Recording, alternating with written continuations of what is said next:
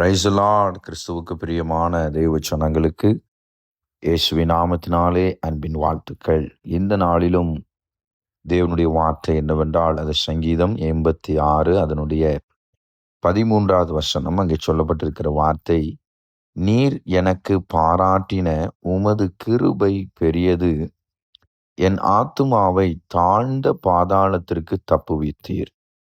பாருங்க, நம்முடைய ஆண்டவர் நமக்கு பாராட்டின கிருபை அது மிகப்பெரியவைகளா இருக்கிறது. அநேக நேரத்துல நமக்கு வருகிற எல்லா ஆபத்துகளிலும் இருந்து நம்மை நீங்களாக்கி ரட்சித்து தப்புவித்து இன்ன வரைக்கும் ஜீவனோடு வைச்சிருக்கிறது அந்த கர்த்தர் மாத்திரம்தான்.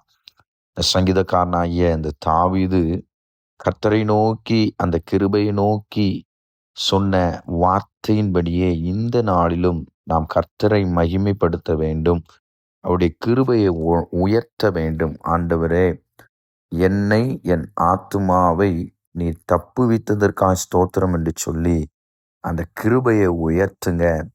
அந்த கிருபையை உயர்த்த உயர்த்த கர்த்தர் இன்னும் வரக்கூடிய எல்லா நாட்களிலும் நம்மை அவர் பாதுகாத்து தப்புவித்து நீங்களாக்கி ரட்சித்து நம்முடைய பிராணனை அழிக்க நினைக்கிறவர்களுக்கு மத்தியில கர்த்தர் நமக்கு பெரிய காரியத்தை அவர் செய்ய வல்லவராயிருக்கிறார்.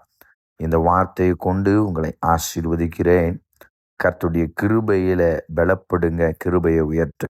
கர்த்தர் தாமே உங்களை ஆசீர்வதிப்பாராக. ஆமேன்.